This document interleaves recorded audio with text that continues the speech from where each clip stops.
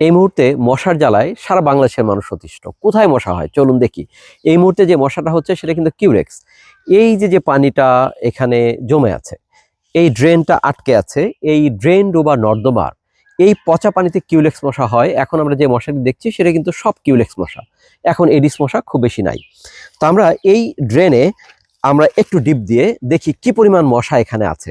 আমরা এখান থেকে যদি একটা ডিপ দিয়ে একটু পানি তুললাম, আমরা আরেকটা ডিপ দিয়ে একটু পানি তুললাম, আমরা যদি একটু কাছ থেকে দেখি যে কি পরিমাণ মশার লার্ভা এখানে আছে। জামিয়ান যদি এখানে এসে একটু আমরা ভিডিওটা দেখি,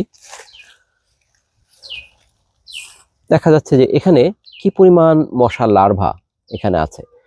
তো এই মশার লার্ভাগুলো আমাদেরকে মেরে দিতে হবে। আমরা যদি ফগিং করি, ফগিং করলে কিন্তু এই লার্ভাগুলো মারা যাবে না, এখানে লার্ভিসাইড প্রয়োগ করতে হবে।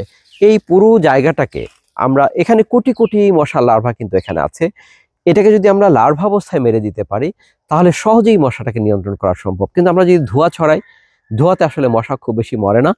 এই পানিতে থাকা অবস্থায় তাকে লার্ভিসাইড যদি আমরা প্রয়োগ করতে পারি তাহলেই শুধুমাত্র মশাটাকে নিয়ন্ত্রণ করা সম্ভব। অথবা এই ড্রেনটাকে চলমান করে দিতে হবে যেন এই পানিটা এখানে জমে না থাকে। তো মশা নিয়ন্ত্রণে যদি আমরা বিজ্ঞান ভিত্তিক সমাধানের দিকে না যাই তাহলে আমরা কোনোদিনই সফল হতে পারবো না।